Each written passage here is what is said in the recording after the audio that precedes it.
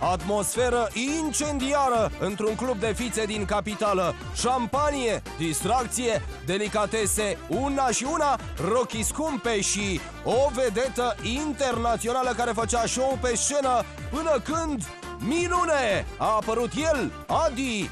Nu vedeți des așa ceva. În seara asta mă simt bine și vreau să chefuiesc. Imagini cu Adi Minune într-un club house sunt chiar o raritate, dar noi le-am filmat. Bună, Adi, ce faci? Ce faci? Ce vrei tu? Cum te simți? Foarte bine. Până aici a fost lui Jarul, mic de statură, dar păzit bine de 3 bodyguards cât casa.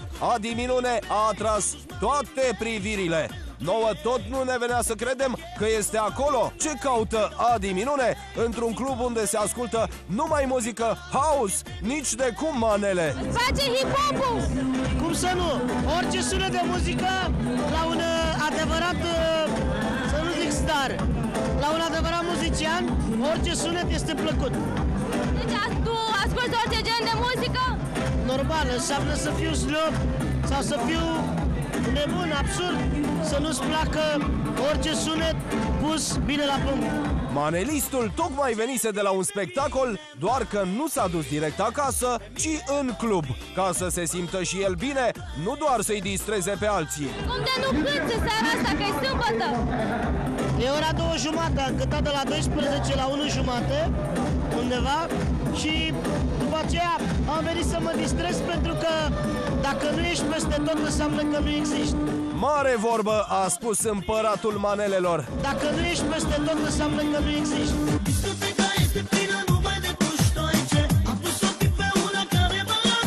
Cântărețul era într-o formă de zile mari. Deși era vizibil obosit, Adrian și-a păstrat același spirit de glumă cu care își trăiește viața la maximum în fiecare zi. Și cum altfel, dacă nu cu femei frumoase lângă el? Vii des în cluburi să te distrezi?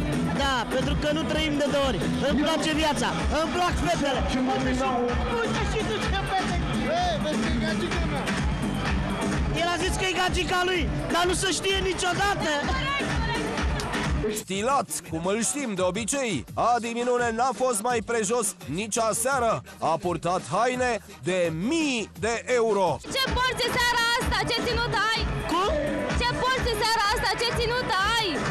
Ai o geacă frumoasă? Ce ținută am? Ținută de vagabond. Ne poți spune cam la ce sumă se învârte? Că... Porniți de la cojoc, de la 25 de sute și după aceea vedeți mai departe. E urât să arăți câți bani ai dat pe haine. E foarte urât. Important este cum trăiești.